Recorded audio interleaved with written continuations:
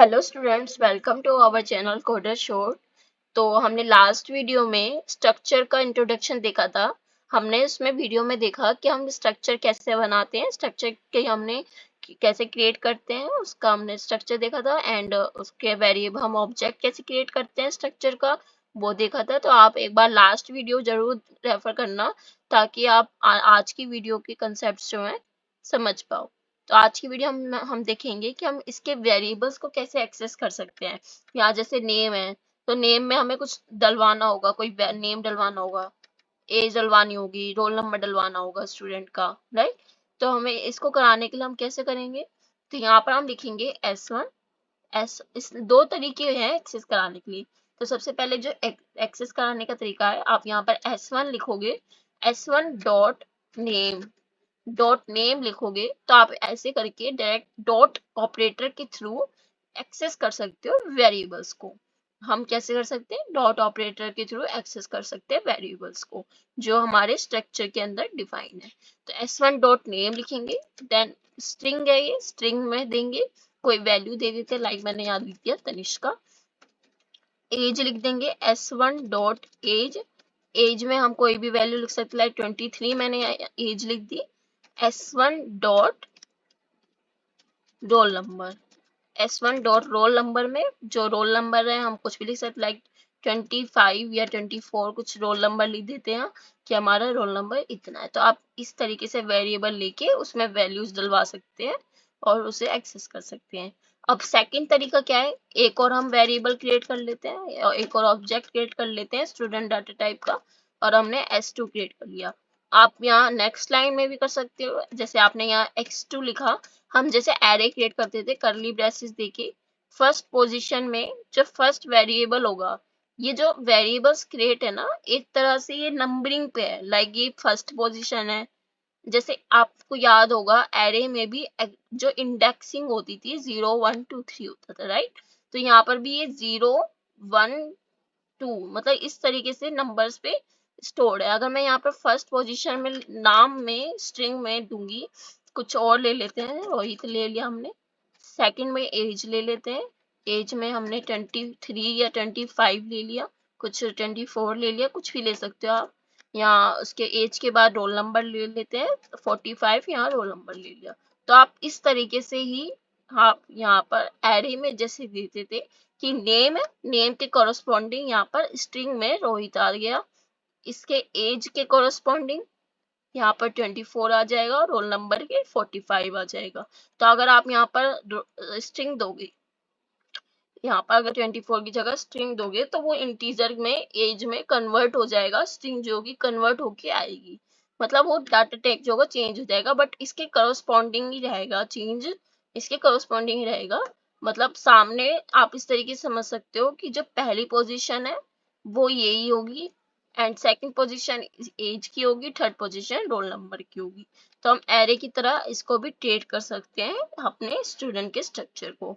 अब हमें इसके प्रिंट कराना वैल्यू, हम वैल्यूज को प्रिंट कराना चाहते हैं जो जैसे नेम और एज रोल नंबर। अब S1 ऑब्जेक्ट का अलग से नेम एज रोल नंबर होगा, S2 ऑब्जेक्ट का अलग नेम और रोल नंबर एज होगा तीनों का।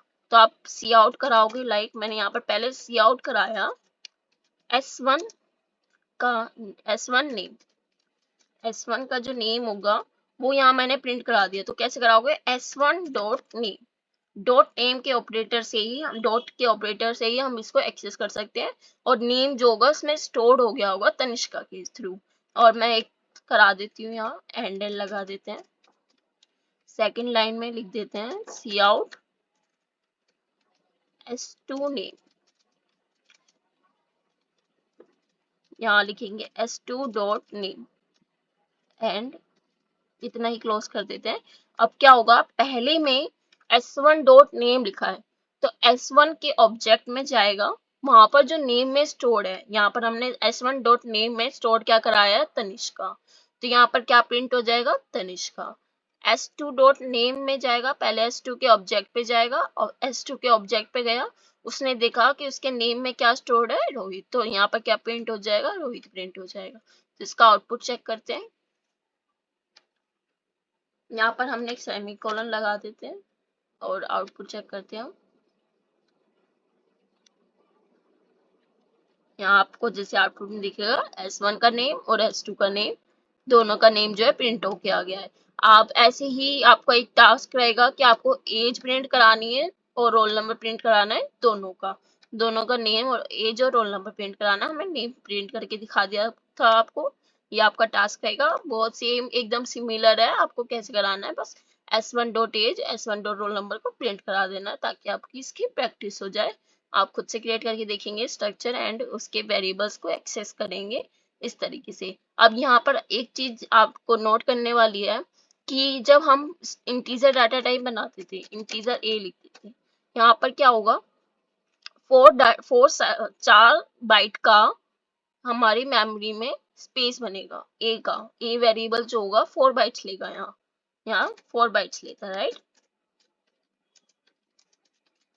बट जब हम स्ट्रक्चर बना रहे हैं, स्ट्रक्चर कितनी बाइट्स लेगा, तो स्ट्रक्चर में यहाँ पर आप देखोगे स्ट्रिंग डाटा टाइप है और यहाँ पर क्या है, इंटीजर डाटा टाइप है, यहाँ पे भी इंटीजर डाटा टाइप। तो जो स्ट्रिंग डाटा टाइप होगा वो लेता है 64 बिट के सिस्टम पे 24 बाइट्स ले रहा है।